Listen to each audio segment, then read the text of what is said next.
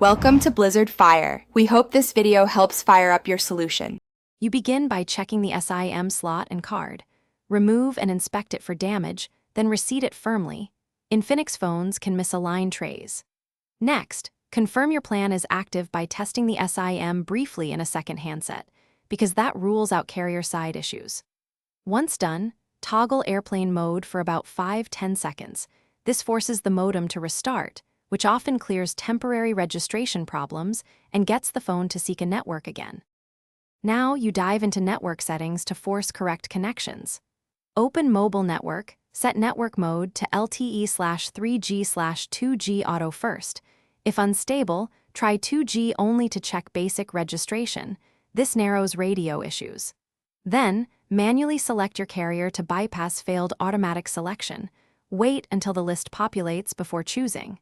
After that, reset the APN to defaults and re-enter carrier APN values if required. Finish by restarting the Infinix device. A full reboot often finalizes changes.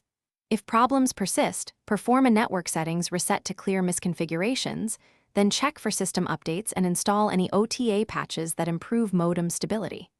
If nothing changes, back up your data and perform a factory reset. This removes deep software corruption. Troubleshooting tip.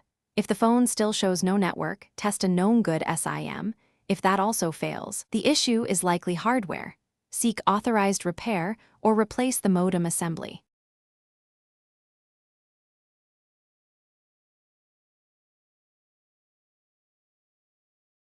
Thanks for watching. If you found this helpful, don't forget to like and subscribe.